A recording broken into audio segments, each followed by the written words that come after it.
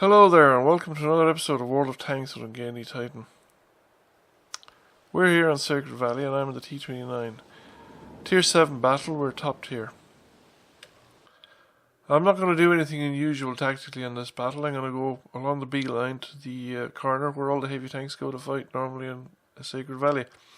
I am going to speed up the video slightly here at the start because this there's a couple of minutes of drive where essentially nothing happens.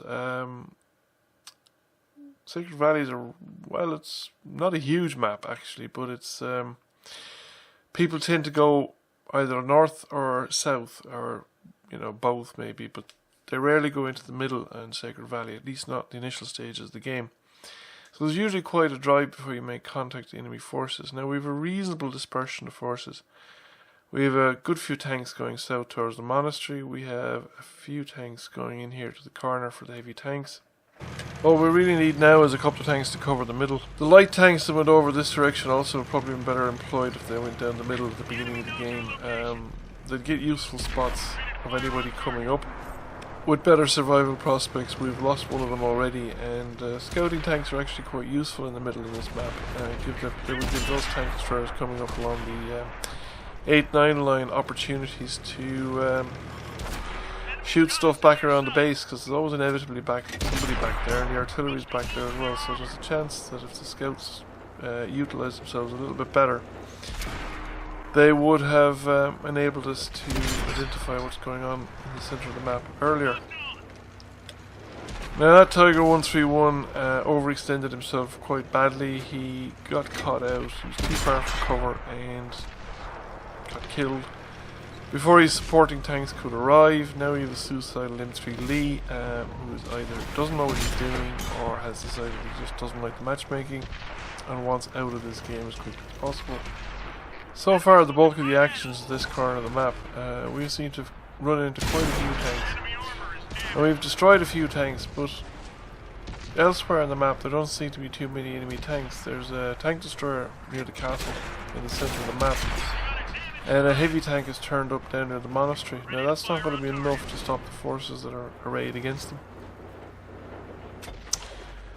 The tank destroyer in the centre might actually hold things up for quite a while, because he could be in a fairly strong position there, depending on the type and nature of that tank destroyer. But the guy in front of the castle isn't going to last terribly long, especially given that there's a heavy tank flanking in towards the centre, and he has managed to spot a tank destroyer near the base. So that heavy tank is going to be occupying the attention of that tank destroyer and the artillery. Fighting here at the corner has been extraordinarily intense throughout this whole game so far. Once we started, it's been pretty much a constant battle. The enemy are trying to extend their position or extend the number of guns they can bring to bear by using the little passage there in the mountain where the T-20 was, and there's a tank destroyer as well operating out of it. And it's reasonably effective, particularly in my position, because it was pretty exposed initially from that side. So they did get in a few effective hits onto me until our tanks kind of reorientated and then started punishing them for doing this sort of stuff. I think that while we were facing the bulk of the enemy team, we didn't face them all at once, so they never really had an opportunity to simply rush us. And I think that's one of the reasons why we've been able to hold this corner.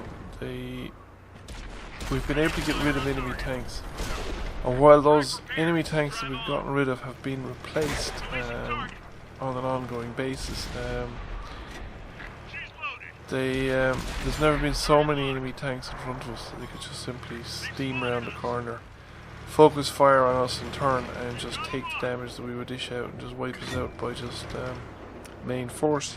While the enemy had two failed platoons, that is platoons with tier 4 tanks in them, I think the M3 Lee was probably the only real failed tank. I'm not sure if the T50 gets scout matchmaking or not, even though it's a light tank. I don't know, but I'm pretty sure Deluxe gets scout matchmaking, so Deluxe probably can see tier 7 anyway.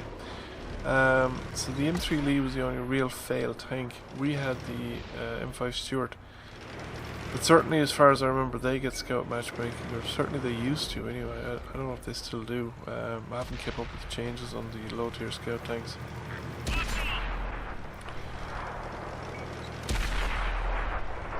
But I don't know if our... so they had one extra, basically tier 4 tank in comparison to us. We had 2 and they had 3, so... but I'm not sure if that actually made the difference. I think the... some of the tanks up here were the T50 and the M3 Lee, but some of their tanks were... just didn't arrive all at once. And this gave us an advantage, I think. So I did pretty well out of that. I did almost 3,000 points of damage, got a high caliber, blocked 3,700, slightly more, so I got a steel wall, second class mastery. So I'm quite happy with that result. And I came second by experience. So thank you for watching. I hope you enjoyed the video, and I'll catch you again soon.